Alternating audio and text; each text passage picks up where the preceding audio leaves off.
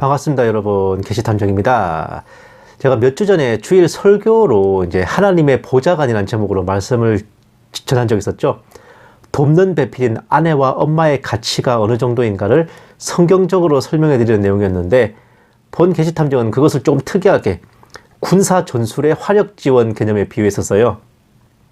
3개의 보병연대와 4개의 포병대대로 구성되는 한 개 사단에서 통상 보병연대와 포병대대가 1대1로 매칭이 되는데, 그 연대에 화력 지원을 해주는 포병대대의 대대장을 화력 지원 협조관이라고 합니다.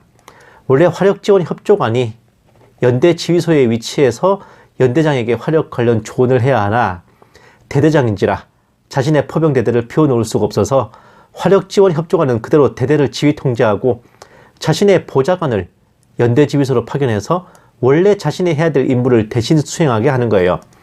이와 같은 개념으로 원래는 하나님께서 각 가정을 직접 돌보셔야 하지만 천국을 비워두실 수 없기에 하나님의 보좌관들을 각 가정에 파견하여 대신 임무를 수행하게 하셨으며, 그것이 바로 아내와 엄마에게 주어진 돕는 배필의 역할이에요. 즉, 돕는 배필이란 하나님이 베푸셔야 될 도우심을 하나님께 위임을 받아 대신 베풀어주는 보좌관들인 겁니다.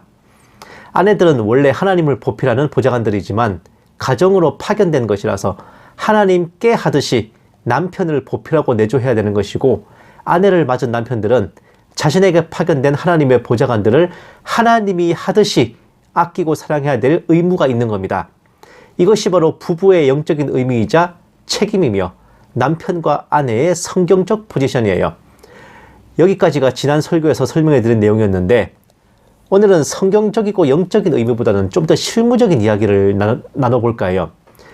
요즘 말로 줄여서 전업이라고 불리는 전업주부, 가정주부의 가치는 과연 얼마나 되는 걸까? 많은 분들이 무심코 스쳐버리는 것이지만 사실 애초에 전업으로 살림만 하고 내조만 하는 아내 주부들은 역사 이래로 거의 존재하지 않았습니다. 본 계시탐정이 대학 시절에 여성학 수업을 들으면서 리포트를 준비하면서 제법 얕지 않은 상고를 했었는데, 역사적으로 아내들이 곱다시 집에 들어앉아 살림만 하고 가사에만 전념할 수 있는 시대는 정말 얼마 되지 않았어요. 그렇게 할 수 있는 사람들 또한 매우 적었습니다. 유목민이라면 아내들도 같이 목축을 하며 가축을 키우고, 농경민이라면 아내들도 같이 농사일을 했었죠. 삼국시대부터 조선시대까지 여자들이 전담으로 만든 부업은 배를 짜는 길쌈이었습니다. 옷감을 짜는 것. 중세 영국의 거대한 농민 반란이었던 와트 타일러의 난에서 농민군 지도자 중에 하나였던 어떤 신부가 외쳤던 말이 있어. 아담이 경작하고 이브가 길쌈할 때 누가 귀족이었는가? 라는 말이 있습니다. 물론 이 말의 원뜻은 귀족과 평민의 신분 차이를 타파하자, 하나님이 애초에 사람을 창조하실 때 양반 상농, 귀족 평민을 구분하지 않으셨다 라는 선언이었지만, 곰곰이 곱씹어보면요, 아담이 농사를 지으며 바깥일을 할 때 이브도 옷감을 짜며 돈 버는 일을 했다는 말입니다. 흔히 악랄한 시모들이 막 출산해서 누워있는 며느리를 갈굴 때 하는 말이 나는 애 낳고 밭일하러 나갔다는 것인데, 이 말도 가만 곱씹어보면요, 아내들도 남편과 같이 밭을 메고 농사일을 도우며 돈 버는 일을 했다는 거거든. 돈을 버는 일을 가장의 전매 특허인 양, 남자들의 희생인 양 생각하는 인간들 정말 많은데 어림택도 없는 소리이고, 대대로 동서양의 아내들은 임신, 출산에 육아 가사를 떠맡으며 돈까지 벌어왔던 그야말로 슈퍼우먼들이었습니다. 심지어 현대에 들어와서도 살림에 육아에 바깥일까지 모조리 감당하며 무능력한 남편을 부양하고 아이들을 키우고 가정을 꾸려나가는 아내들 무수히 많잖아요. 대표적으로 미용실 하는 아내들. 여자가 돈을 벌지 않으면 주부라도 하는데 돈 안 벌어오는 남자는 주부 노릇도 제대로 못해. 이거 뭐 쌀데기가 없잖아. 응? 결국 고대부터 근현대까지 남편은 바깥일, 아내는 집안일이라는 공식은 전혀 사실이 아니고, 여자의 결혼생활은 그야말로 희생 그 자체였어요. 오히려 시대가 가면서 남편들의 집안일 능력은 더욱 퇴화되었는데, 조선시대까지만 해도 제사상 차리는 것조차 남자들 몫이었어. 선비들이나 양반 관료들도 교양 삼아 요리를 하고 밥상 차리는 것 정도는 무난하게 할 수 있었거든. 아내와 엄마가 없으면 밥도 제대로 못 먹는 요즘 남자들 보면은 옛 조상님들이 뒷목 잡을지도 모를 일입니다. 그런데 그 시절 아내들이 바깥일까지 일부 병행할 수 있었던 것은 대가족 구조였기 때문입니다. 어르신들이 집안에서 육아나 살림을 어느 정도 서포트해주고 가족 구성원의 쪽수가 많기 때문에 일을 나눠서 맡을 수 있어서 한 사람당 떨어지는 부담이 적었기 때문이에요. 이렇던 것이 변형돼가지고 남편은 바깥일을 전담하고 아내는 올리 가사에만 매달려야 하는 구조가 된 거는 현대 부부 중심 가정, 이른바 핵가족이 되면서부터입니다. 남편과 아내, 자녀들로 구성된 핵가족은 대가족과 달리 아내에게 모든 살림과 가사의 부담이 집중되고 남편이 바깥일을 할 수 있도록 모든 서포트를 다 떠맡아야 되는 시스템이야. 애초에 핵가족 자체가 가정주부의 희생을 전제로 한 경제구조다라고 한다면 어떤 생각이 드십니까? 보세요. 아, 역시 회사원은 택배를 받거나 관공서에서 용무를 보는 등 다양한 일에 불편이 따르는구나 싶었는데 이걸 전부 다 와이프가 해준다는 전제로 설계되었다 생각해보니 이제서야 이해가 되는 기분이네요. 어떤 일본 사람이 쓴 글을 번역한 거예요. 와이프가 모든 내적인 관리를 다 떠맡아주고 있기에 남편들이 바깥일 하는 게 가능한 겁니다. 또 보세요. 3억 년 만에 회사원 해보고 느꼈는데 평일에 매일 8, 9시간씩 근무하는 거는 집에서 청소나 세탁 같은 거 해주고 저녁도 준비해서 기다려주는 전업주부가 있다는 걸 전제로 만들어진 시스템이 아닐까. 회사원이 평일에 8, 9시간씩 근무할 수 있는 것은 집안일을 모조리 떠맡아주는 전업주부가 있음을 전제로 한 그런 시스템이래요. 또 보세요. 누구더라? 경제학자가 20세기형 핵가족이 가능했던 가장 큰 원인은 남성 노동자가 결혼을 통해서 임금을 지불하지 않아도 되는 가사 노동력을 확보할 수 있었고 그로 인해 가정 단위의 재산 축적이 가능했다고 하는데 내가 본 책에서 페미니즘의 피업자에도 가까이 가지 않아도 부정할 수 없는 사실이라고 소개되어 있다. 그러니까 결혼을 통해서 임금을 지불하지 않아도 되는 가사 노동력이 확보되는 게 핵가족의 기반이라는 거예요. 또 보세요. 솔직히 까놓고 말해서 1인 가구도 9시부터 4시까지 9to4 해야 일과 삶의 균형을 맞출 수 있다. 9시부터 6시까지 일하는 거면은 집에 와서 나 밥 먹이고 씻기면 8, 9시, 운동하거나 모전 보고 청소하면 12시야. 자정 밤 12시라는 거예요. 취미고 뭐고 생활 매니지먼트만 하는데 시간 너무 쪼갰어야 된다. 9시부터 6시까지 근무하는 것도 생활 파트를 전업주부한테 다 떠넘긴 시간 구성이다. 1인 가구들이 퇴근 후에 아무것도 못하고 지쳐 자빠지는 이유가 살림을 맡아줄 주부가 없기 때문이래요. 또 보세요. 원트윗 멘션이 인상 깊다.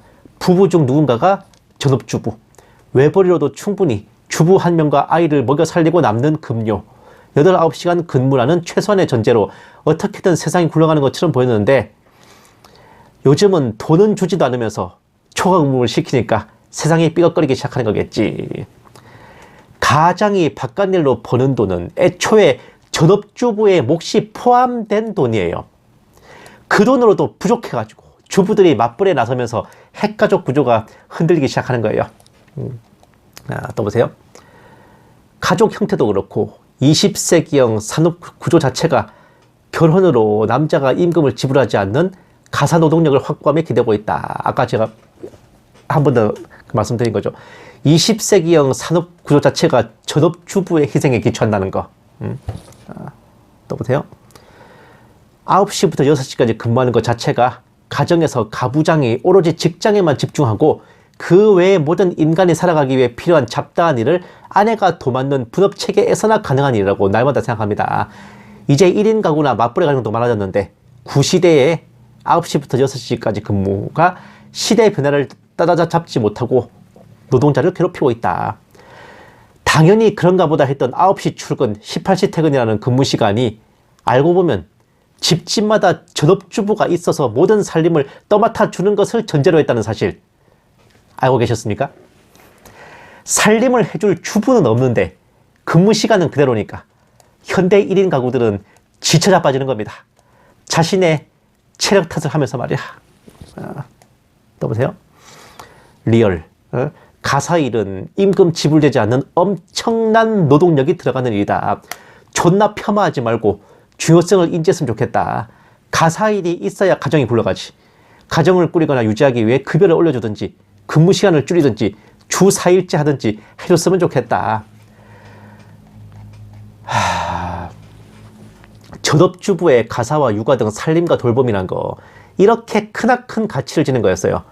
돈을 벌어오는 것을 처자식을 위해 희생한다고 여기는 놈들은, 그런 새끼들은 아내가 해주는 살림과 육아를 돈 주고 사람 써서 했을 때 지 월급이 남아날지 그거 견적 내봐야 돼요. 과연 그래도 지가 벌어오는 돈이 온전히 자기 돈일까? 적자는 안 나면 다행이지. 남편들이 바깥일로 벌어오는 모든 돈은 살림하는 아내의 몫이 포함된 액수라는 걸 알아야 됩니다. 그런데 이렇게나 헤아릴 수 없는 가치를 지닌 돕는 배필들의 보살핌을 받아 누리는 자들이 과연 그 가치를 깨닫고 인정하고 정당하게 대우했습니까? 퍽이나? 정말 유감스럽게도 전혀 아니잖아. 아내들이 집안 살림을 온전히 맡아주는 것만으로도 솔직히 말해서 본인 몫을 다한 것이고요. 맞벌이까지 해주면 원래 했어야 될 몫보다 그 이상을 해내는 것인데도 뭐가 그리 당연합니까? 맞벌이를 하지 않고 전업을 한다 그러면은 집구석에 앉아서 남편이 벌어주는 돈만 쓰고 있는 백수 취급, 좀 더 가면 기생충의 식충이 취급이 나오고 밥순이니 부엌대기니 폄하하고 무급 파출부에 종년 취급이나 하는 게 이 나라 남편들과 시가들의 아주 많은 비율 아니야? 게다가 아내와 엄마의 희생이 얼마나 큰 건지 본인 스스로가 뻔히 알고 있을 선배 보좌관들, 즉 시모들이, 시어머니들이, 후배 보좌관들인 자신의 며느리들이 살림만 전담하고 있으면 내 아들 피를 빨아먹는 거머리처럼 보잖아요. 그러면서 구박하는 경우가 비일비재를 넘어 일상다반사니까 이건 뭐 아는 사람이 눈깔 뒤비지면 더 무섭다는 겁니까? 맞벌이를 안 하고 살림만 돌보는 며느리를 박대하고 괴롭히는 시모들은 그야말로 하나님의 보좌관이 흑화된 버전이라 해야 되겠네요. 게다가 오랜 세월 아들을 낳겠다고 태어나지도 않은 딸들을 낙태시켜 주게 되던 거 생각하면 더더욱 아찔할 지경이에요. 출산하기 전에 태아의 성별을 미리 감별하는 것이 법으로 금지된 이유를 잘 생각해보면 답이 나옵니다. 아들을 낳겠다고 딸들 죽여놓고 그 아들들이 장가 못 간다고 걱정하고 이제 와서는 출산율이 떨어진다며 인구 감소와 국가 소멸을 걱정하는 꼴을 보고 있자니 염치를 무슨 바닷가 넙치한테 맡겨놨나 싶을 지경이야. 살림이란 게 원래 불교 용어라 그러죠. 절의 재산을 관리하는 것을 뜻하는 용어인 산림에서 나왔다고 하는데 본 게시탐정은 조금 다르게 해석하고 싶어요. 아내와 엄마가 가족을 돌보는 살림은 말 그대로 살리는 거예요. 살림. 살린다고. 가정을 살리고 가족을 살리고 그들이 하루를 살아있게 하고 세상을 살아가게 하고 위기 속에서도 살아내게 하는 그 힘의 근원이 바로 살림입니다. 이래서 아내의 옛말이 안해, 즉 집안의 해와 같다고 했나 봅니다. 사랑한다는 말과 살아간다는 말, 사랑한다, 살아간다, 참 어감이 비슷한데 살림을 해준다는 것은 아내와 엄마가 남편과 자녀에게 베풀 수 있는 참 사랑의 표현이자 실천이 아닐까 싶기도 해요. 이런 귀하고 귀한 섬김을 그 기나긴 시간 동안 무시하고 폄하하고 비웃고 짓밟았으니 오늘날 그 업보가 쌓이고 쌓여서 비혼 비출산의 증가와 출산율 폭락, 인구 감소에 이어 국가 소멸의 위기로 돌아온 것이라 봅니다. 이제 와서 복구되고 회복되기에는 너무 먼 길을 온 것 같기도 한데 그 무슨 출산율 감소에 따른 국가 소멸이 되기 전에 주님이 먼저 오셨으면 할 뿐이에요. 감사합니다. 게시탐정이었습니다.